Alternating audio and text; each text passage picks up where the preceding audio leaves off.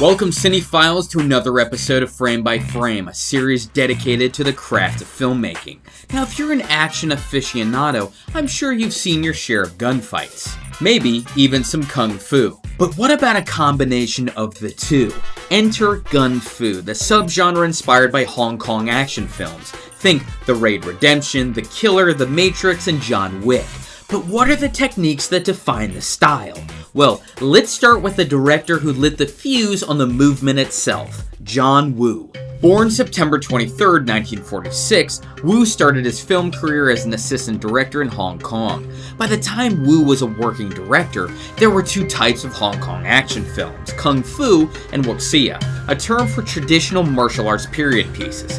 That was until John Woo's 1986 hit film, A Better Tomorrow.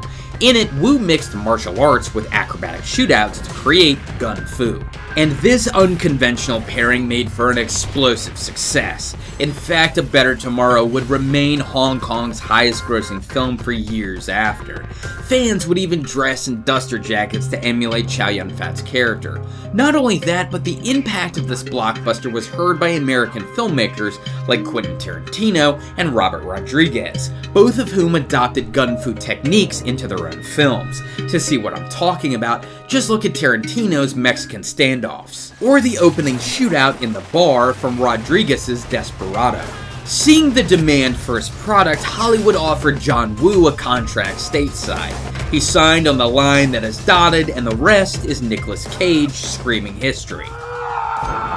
But you're here to learn gun fu, so let's talk about the techniques that define the style.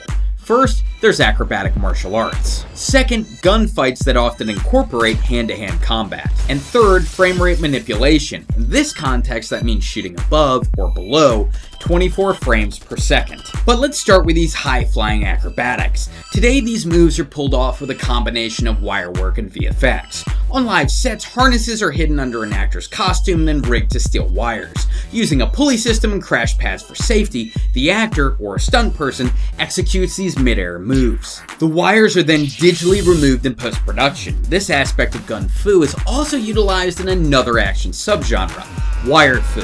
But don't confuse the two. Wire fu, at least today, are Wuxia films that use wire work to convey a sense of magical realism. Think Crouching Tiger, Hidden Dragon, or House of Flying Daggers. Now, if an actor's performing their own stunts in a film, typically they'll work with a stunt coordinator in pre-production. Here they'll work on basic techniques that can be chained into sequences. Then fight scenes are choreographed based on this fundamental skill set. Just look at all those judo throws in John Wick to see what I mean.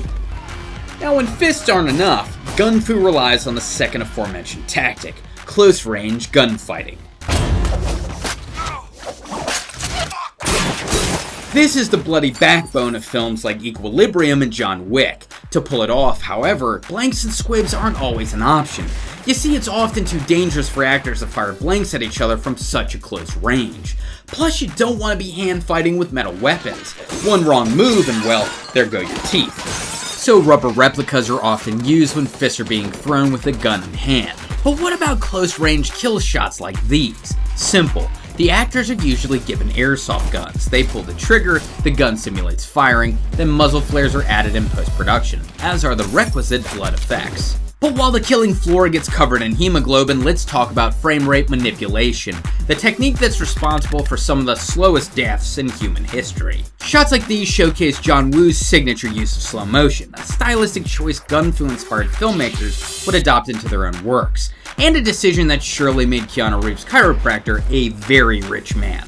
Now, I'm not gonna bore you with how to shoot slow motion, you probably know how to do that. It's also not the only way frame rates are manipulated in gun fu flicks. Action scenes are often shot at 22 frames per second instead of the traditional 24, which makes the action on screen appear faster than it's actually occurring.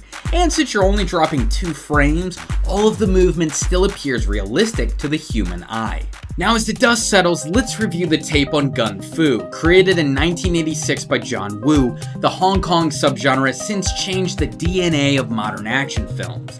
Today, the Neos and the John Wicks of the world fight a different way, a deadly combination of acrobatic wire work, close-range gunfights, and varying frame rates. And while movies like Paycheck might have derailed John Woo's Hollywood career, you can't deny the man this. He taught us a new form of cinematic combat. And with that, let's cue those doves. Now, Gun Fu films have their fair share of flawed heroes, and while it might be hard to tell whose side they're on, it's easy to see how well they align with this month's Loot Crate theme, anti-heroes. And while they're concerned with only saving themselves, let's talk about the savings you could have with Loot Crate. It's a monthly subscription service that delivers a crate like this one to your door every month. Similar to July's futuristic crate shown here, each box contains pop culture inspired gadgets and gear, a $40 value for less than $20 a month. All you need to do is sign up by the August 19th cutoff at 9 p.m. Pacific to get your loot. So if you'd like to join, follow the URL on screen and enter the code FRAME to save 10% on your subscription. It's a good deal for all of us not so good guys. Thank you for watching, ladies and gentlemen, and make sure to subscribe to this channel for more fantastic film-related content. If you'd like to check out more Frame by Frame, click the frame to the left. Or if you'd like to check out a film theory episode on The Matrix, click the frame to the right. And until next time, my name is Kyle, and this has been Frame by Frame.